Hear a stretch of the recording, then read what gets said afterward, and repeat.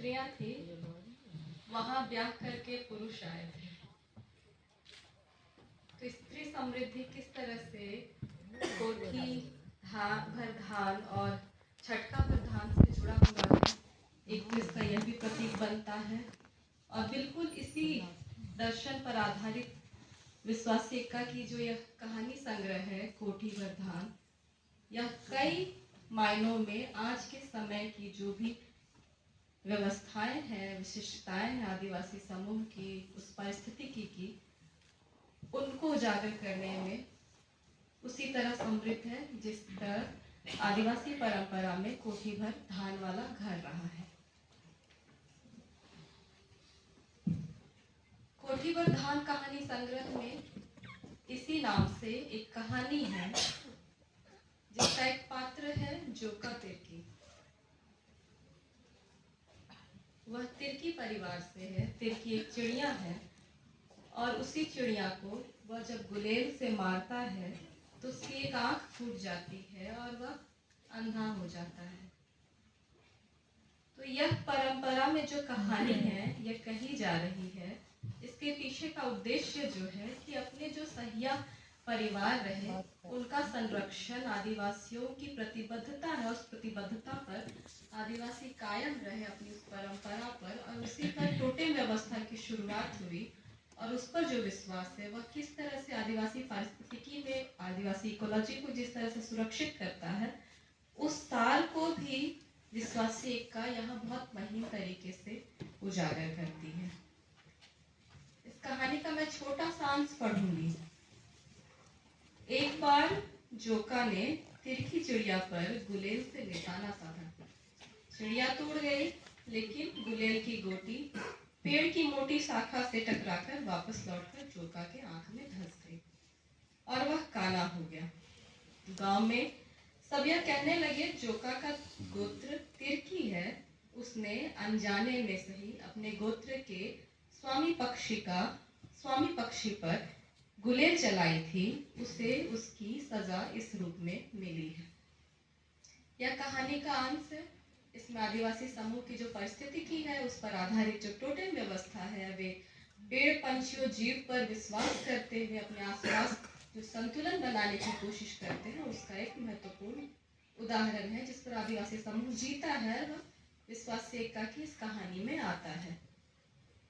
इस कहानी से हमें यह बात तो समझ में आती है कि आदिवासी जिस गहरे बोध से प्रकृति के प्रति अपनी समझ को जीते हैं, वह साहित्य में, खासकर वर्तमान हिंदी कहानी साहित्य के फलक पर किस तरह से अलग संदर्भों में उजागर होता है, यह विशिष्ट है अपने आप में। अभी हमने रोज किरकिट्टा की कहानियां सुनी। आंखों का पनिया जाना, आदिवासी काम करते हुए पनियाते हैं और यह पनियाना कई तरह से उनकी विनम्रता, उनके भीतर जो नर्म भाव है उसका भी प्रतीक बनता है। और यह आदिवासी साहित्य का एक अलग तरह का सौंदर्य है। दूसरी बात जो इस कहानी में महत्वपूर्ण तरीके से आती है, एक तो आदिवासी परंपरा में जो मौजूद अच्छी चीजें हैं, प्रकृति के साथ उनका सहियापन, और उस सहियापन में जब बाधा उत्पन्न होता है, उस बाधा को विश्वासी एक्का अपने कोठी भर धान में बहुत ही महत्वपूर्ण तरीके से उजागर करती है। और मेरी बात मोटा मोटी 3 संदर्भों में, 3 बिंदुओं में केंद्रित है। विश्वासी एक्का की कहानियों में प्रकृति के साथ जो उनका संबंध है, और 2 तरह की व्यवस्था है, एक आदिवासी व्यवस्था, एक गैर आदिवासी व्यवस्था है। उनके मध्य जो टकराव होता है, उस टकराव से जो संघर्ष पैदा होते हैं, उनको उन्होंने कोट किया है, उनको उद्धरित किया है। और तीसरा बिंदु कि इस टकराहट में जो सबसे ज्यादा जिन पर जो कहर बरतता है व्यवस्था का, वो स्त्रियों पर बरतता है। स्त्रियों के लिए व्यवस्था बहुत मायनों में पीड़ादायक बनती है। उन सारी चीजों को विश्वासी एक्का ने अपने इस कोठी भर धान में केंद्रित किया है। वर्ष 2023 में अनुज्ञा बुक्स दिल्ली से यह कहानी संग्रह छपकर आती है और 2025 का रोज किरकिट्टा साहित्य सम्मान इस कहानी संग्रह को दिया जा रहा है। यह कई मायनों में महत्वपूर्ण है। रोज किरकिट्टा की स्मृतियों को याद रखना और उनकी जो कहानियों का जो संघर्ष है, वह संघर्ष किस तरह से विश्वासी एक्का की कहानियों से जुड़ता है, वह भी देखा जाना चाहिए। आदिवासी ज़मीन में हिंदी कहानी किन अर्थों में उपजती है, किन केंद्रित समस्याओं को लेकर आती है और किन प्राकृतिक विशिष्टताओं के साथ और सामाजिक संरचना में जो मौजूद है, जो अच्छी चीज़ें, उनको उजागर करती है। और धीमे से जो पितृसत्ता का आगमन होता है, वहाँ स्त्रियां किस तरह से गुलाम बनाई जाती है, रंग भेद की शिकार होती है, उन सारी चीज़ों को लगभग तमाम तरीकों से, तमाम बिंदुओं, तमाम पात्रों के माध्यम से विश्वास सेक्का यहाँ अपने इस कोठीबद्धान में लेकर उनको आती है। वाचिक परंपरा से वे संवाद करती है। वाचिक से लेकर लिखित तक में सबसे महीन बात की वाचिक साहित्य में जो परिवर्तन आए हैं, व्यवस्था से जो उनका संघर्ष आता है, उसको वो कोट करते हैं और बिल्कुल ही निश्चल तरीके से उसी तरह का उद्धरण विश्वास सेक्का के इस कहानी संग्रह में आता है।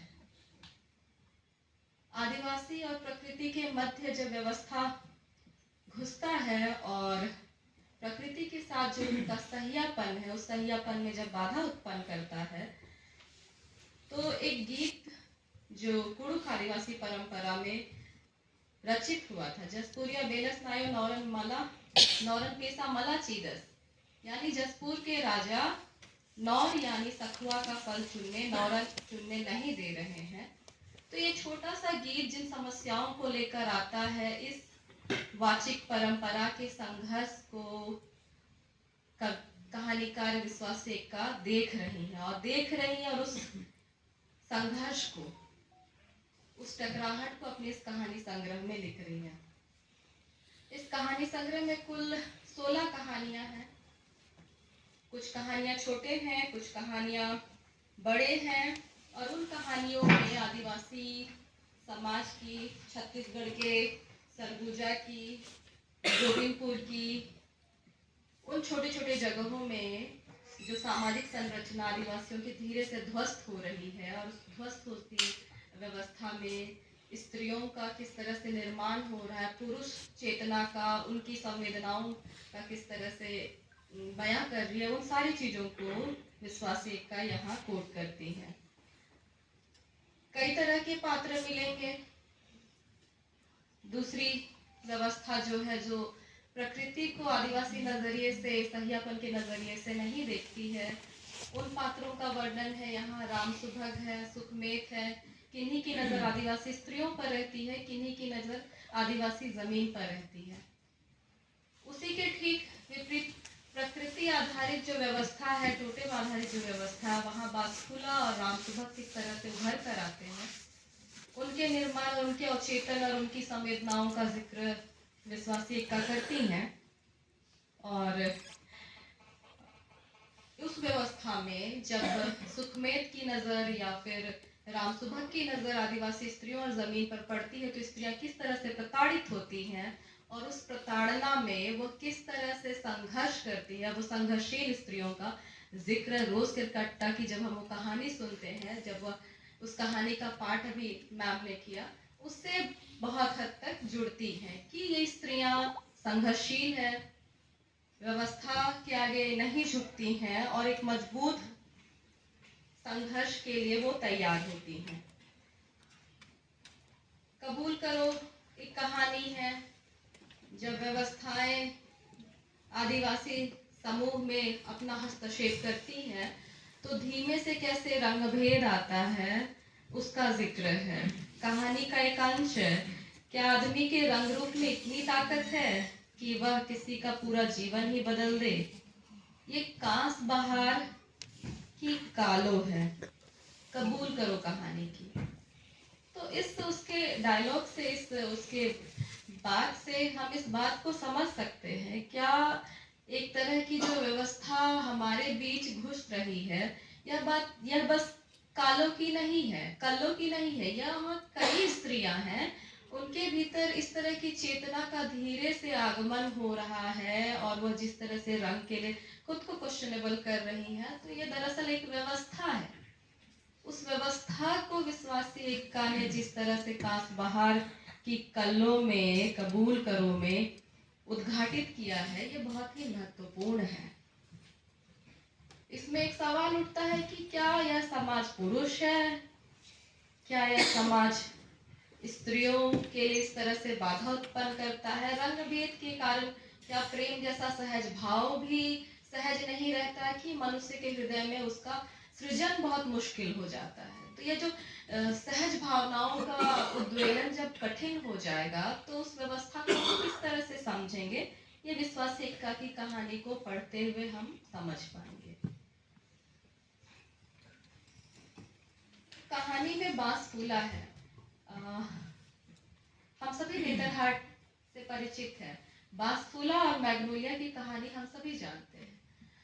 तो जब ब्रिटिश आते हैं कॉलोनियल पीरियड में, आदिवासी व्यवस्था में जिस तरह से आदिवासी बेगार के लिए खटाए जाते हैं, उस बेगारी की व्यवस्था और उस व्यवस्था में आदिवासियों की स्थिति, उसका भी चित्रण है। तो यहाँ पर हम फर्क देख पाएंगे कि सुखमेत, राम सुभग, सोनसाय, ये जितने भी पात्र हैं, उसके बरकस इधर जो बांसफूला है और राम सुभग है, NH-43 की मौत कहानी इस कहानी संग्रह में है। वह किस तरह से एक सड़क से अपनी संवेदनाओं को जोड़ता है, वह किस तरह से एक जीवित पात्र की तरह उभरता है। NH की मौत पर वह रोता है जब उसे चौड़ा किया जाता है। वह चौड़ा इसलिए किया जाता है क्योंकि यहाँ जो खनिज संपदा है आदिवासी घरों के नीचे, उसे किस तरह से उस पर कब्जा किया जाए। तो यहाँ पर उन पात्रों के माध्यम से एक तरह की जो संसाधनों की लूट है, उस पर भी बिल्कुल ही शांत तरीके से विश्वासी एक्का ने लिखा है। और जब उन पर कब्जा होता है या कब्जा, तो जो दोघरा की स्थिति बन पड़ती है, जिसे हम विस्थापन शब्द से समझ सकते हैं कि किस तरह से वो विस्थापित होते हैं। तो ये जो विस्थापित होना है, इस विस्थापन में किस तरीके से प्रकृति भी पीड़ा में पड़ती है, ये चंदों के गीत से हम समझेंगे। चंदों और चिड़िया का रिश्ता है। चिड़िया की चिंता क्या है, आप उस कहानी में जाएंगे जब चंदो कहती है कि मैं भी उड़कर चली जाती यदि मेरे पास पंख होते। गांव से कई लोग काम करने के लिए विस्थापित होते हैं दूसरी जगहों पर और वो नहीं लौटते हैं। तो जो उनके जो सहिया सहचर जो आसपास के जीव पक्षी हैं, उनमें जो सूनापन आता है, उस सूनेपन को विश्वासी एक्का ने अपने इस कोठी वरदान में केंद्रित किया है। तो यहाँ प्रकृति का चित्रण बहुत ही अलग ढंग से एक जीवित पात्र के रूप में जिस तरह से विश्वासी एक्का ने किया है, यह बहुत ही महत्वपूर्ण है। और उस परिवेश में जो अलग अलग पेड़, फूल, सारी चीजें हैं, उन सारी चीजों को, उस परिस्थिति को आदिवासी सामाजिक व्यवस्था में इसके सौंदर्य को विश्वासी एक्का ने बहुत ही महीन तरीके से उजागर किया है। आदिवासी पक्ष रखते हुए, उसका प्रकृति पक्ष रखते हुए, और अहम रूप से उनका स्त्री पक्ष इस कहानी में उजागर होता है। और झारखंड की पृष्ठभूमि से आने वाली सबसे महत्वपूर्ण, बहुत ही महत्वपूर्ण कहानीकार, कवि, लेखक रोज किरकिट्टा पर यह जो सम्मान दिया जा रहा है, उनके संघर्षशील लेखन से यह न्यायोचित डिसीजन या निर्णय जान पड़ता है। तो हमें अभी जो बात हुई कि इस लॉ को जितना हो सके उतना तेज करना है, तो हमें विश्वासी एक्का के लेखन की ओर, कोठी वरदान की ओर, उस कोठी में जो संग्रहण है विभिन्न भावनाओं का, उद्वेलनाओं का, उस व्यवस्था की सच्चाइयों का, और विभिन्न स्त्री पुरुष पक्षों का, उन चिड़ियों के पक्षों का विश्लेषण, अध्ययन बहुत ही जरूरी मालूम पड़ता है। चूंकि अभी की जो व्यवस्था है वो कई सारी चीजों में हमें उन पर अपना हस्तक्षेप, उन पर सवाल, और जो जरूरी चीजों है उनका संरक्षण अभी इस समय बहुत ही जरूरी है। स्त्री मन की जो संवेदना है, प्रकृति की जो चिंता है, और आदिवासी जीवन की जो केंद्रित समस्या है, उसका सौंदर्य है, इन सारी चीजों को कोठी वरदान कहानी संग्रह में विश्वासी एक्का ने केंद्रित किया है। और उन सामाजिक व्यवस्थाओं में जो छोटे छोटे मनोभाव है, उनके प्रति हमारी चिंता कई बार जाहिर नहीं होती है, वो कई बार वो दरकिनार कर दिए जाते हैं। उन पर ध्यान देने के लिए ध्यान देना ज़रूरी बन पड़ता है। इस कहानी संग्रह को हम पढ़ते हुए समझेंगे। और इस कहानी संग्रह में 16 कहानियों में जो छोटे और कुछ लंबी कहानियां हैं, उनका पाठ इस मामले में बहुत ही ज़रूरी मालूम पड़ता है। और मैं चाहूँगी अपनी बात इतनी ही रखते हुए कि आप इस कहानी संग्रह तक ज़रूर जाएं और उन सारे पात्रों का, उन स्त्री संवेदनाओं को, उस प्रकृति की संवेदनाओं को, चंदों के गीत का और उस चिड़िया के जो विस्थापन का दर्द है, उसकी चिंता का अध्ययन करें। आप सभी का मैं बहुत आभार और शुक्रिया व्यक्त करती हूँ और सम्मानित कहानीकार को अपनी बधाई प्रेषित करती हूँ। प्यारा क्रिकेटा फाउंडेशन का धन्यवाद करती हूँ। आप सभी का बहुत बहुत धन्यवाद।